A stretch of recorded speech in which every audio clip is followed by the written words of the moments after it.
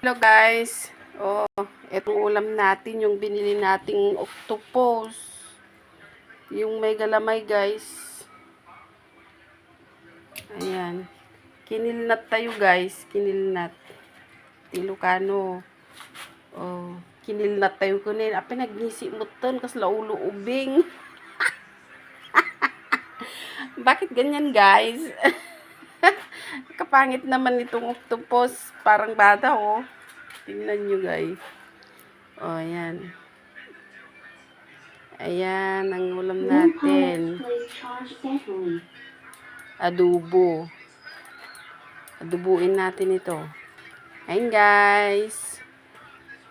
Bye-bye.